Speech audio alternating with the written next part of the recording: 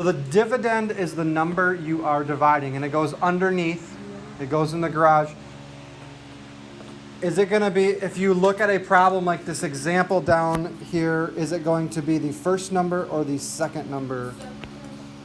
First. Right, so when you look at this here, which one is our dividend?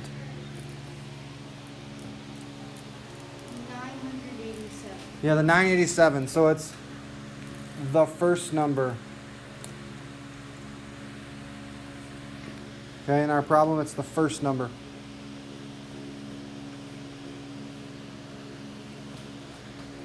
Divisor then.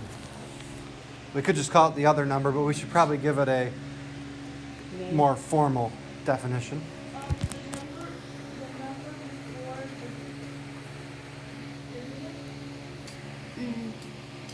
The number that's dividing the division. Okay, the number that you are dividing. Oops, I spelled dividing wrong.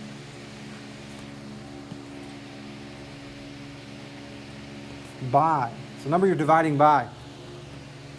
So when we say it 987 divided by 21. So it's the number that's outside the garage, right? The divisor. It would be the second number typically. The second number.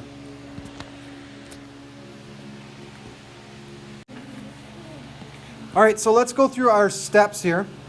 First, you have to determine which one is the dividend, which one's the divisor, so we know where to put it in our problem. So we said the first number is typically the dividend, which goes underneath, and the second number in our problem, being the 21 there, is a divisor, which goes outside the garage.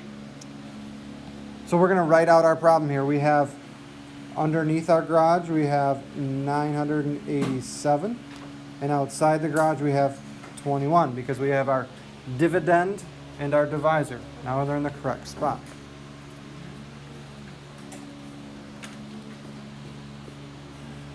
So that's just putting them in the right spot is the first step. Second step, check to see if the divisor fits into the first digit of the dividend. So does 21, can you fit 21 into 9? Yeah. No. No, 21 does not fit into 9. Okay? Does not fit inside there. Okay? So then, if not, continue on to the next digit. So does 21 fit into 98? Yes.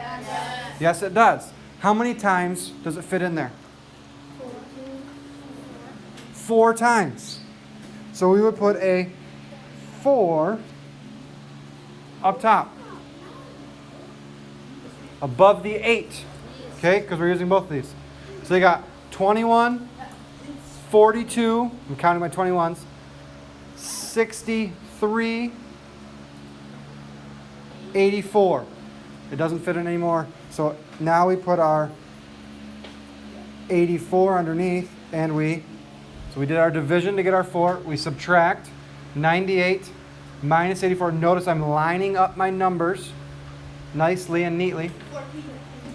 And then you guys said 14. 147. Okay. And next step, bring down. So we bring down our 7 here. So we have 147. So now the question is, does 21 fit into 147? Nah. 8 times. Okay, let's try it. Over on the side here, we're going to do 21 times 8, I heard. So 8 times 1 is 8. 8 times 2 is 16. 168. That's bigger than 147. So let's try 7 now. So 21 times 7. We have a 7. 2 times 7 is 14 is 147. 147. And that was 7 times here. And we subtract. And you end up with 0. When you end up with 0, you are done with the problem. So my answer is 47. Circle it. Or put a box around it. That's my answer. So I showed what I did, and I circled my answer.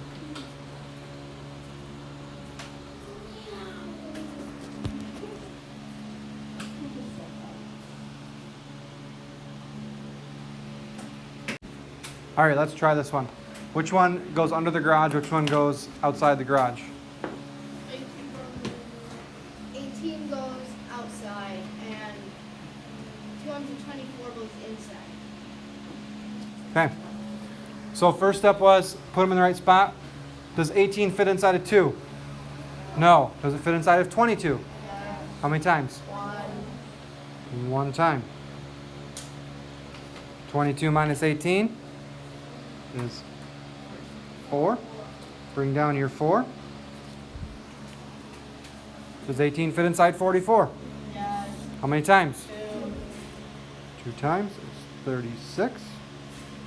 Subtract again. We get 8.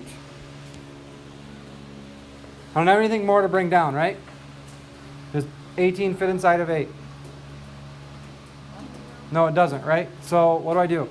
Last year you put remainder 8, right? You did this, right? Yeah. We're not doing that anymore. What we're going to do is put our 8 and then put it over top of 18. So your final answer in this problem is 12 and 8 over 18.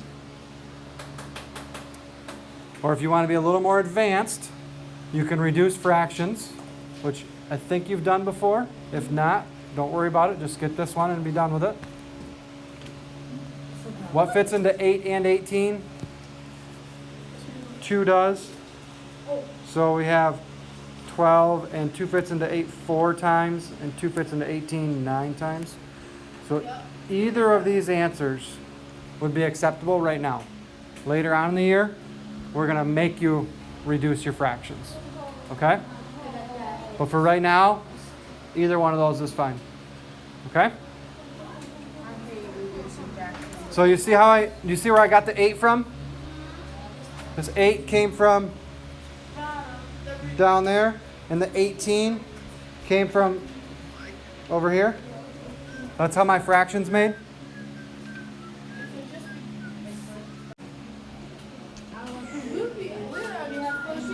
All right, let's go on to a word problem or a story problem. Everyone's favorite thing. I actually like story problems. Maybe I'm weird. But here's a story problem for you. 435 members of the United States House of Representatives. If we split the members into 15 equal-sized committees, how many representatives would be in each committee? Well, we have to decide which one's our dividend, which one's our divisor. What do you think, Mason?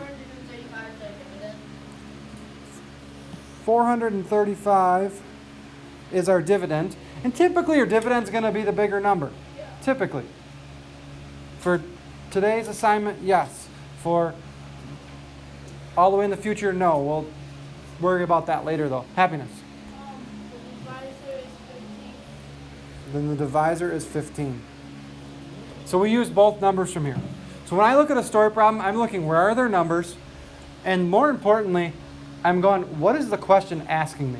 Where do you usually find what the problem's asking? At the end. How many representatives would be in each committee? I'm trying to figure out how many are in each committee. That's my end goal. Okay? And here's some numbers that I can use. Sometimes they give you extra information you don't need, but this one has everything we need. So we do this division. 435 divided by 15. Does 15 fit into 4, Zach? No. Does 15 fit into 43, Taryn? Yeah. Yes. How many times do you think? 2 times sounds good to me. So that would make it 30. Subtract 43 minus 30.